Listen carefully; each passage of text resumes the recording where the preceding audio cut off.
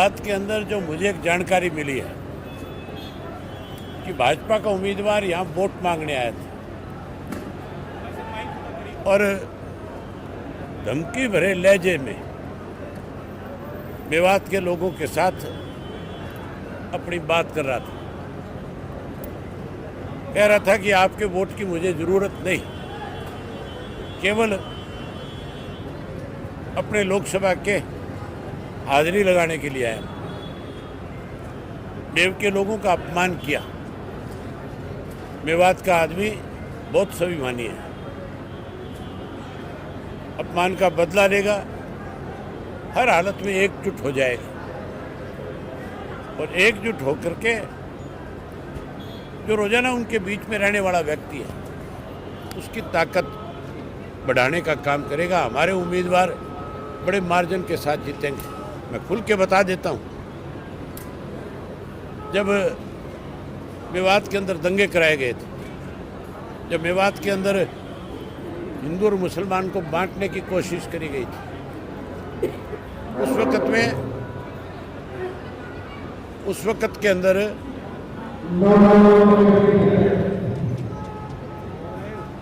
उस वक़्त जो है यहाँ का जो भाईचारा था, जो जाट समाज के लोग थे,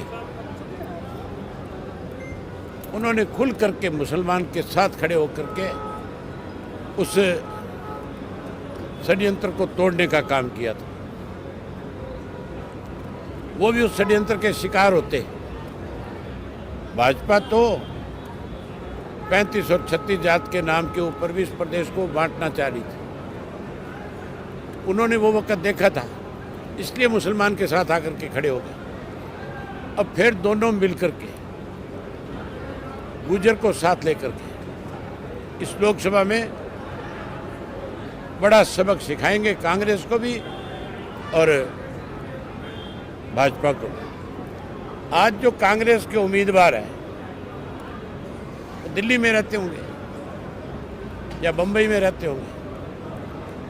जब दंगे हुए थे, जब यहाँ षड्यंत्र के तहत मुसलमान को अलग थलग करने की कोशिश हो रही थी, तब राज बब्बर क्यों नहीं आए यहाँ पे? तब भी तो आना चाहिए था। आज टिकट लेकर के आए हैं तो फिर मान के चलो इन लोगों के प्रति सहानुभूति नहीं, केवल और केवल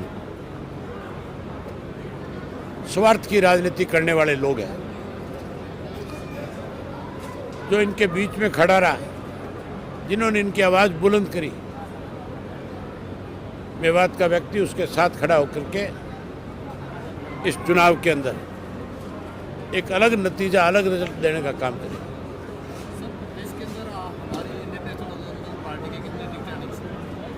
सबसे ज़्यादा सीटें हम जीतेंगे। लोकसभा की नतीजे जब आएंगे, ये 10 की 10 जीतने वाले, 10 की 10 लड़ने में सक्षम बता रहे थे, इन सब का बैम निकाल देंगे।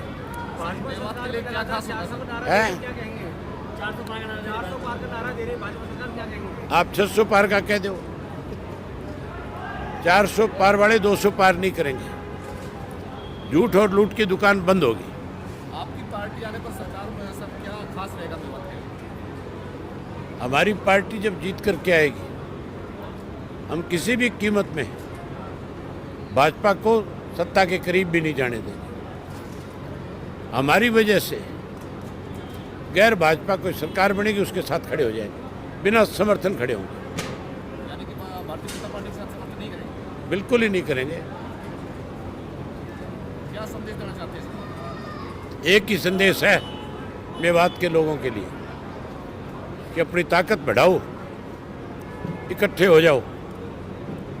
अगर इकट्ठे नहीं होंगे तो फिर आगे ये भाजपा और कांग्रेस वाले जो है फिर कोई ना कोई फ़ायदा उठाएंगे। अगर इकट्ठे हो जाओगे, अपनी ताकत बढ़ा लोगे, तो जो आज आपकी अनदेखी करते हैं वो कल आपके पैरों में आकर के गिरेंगे।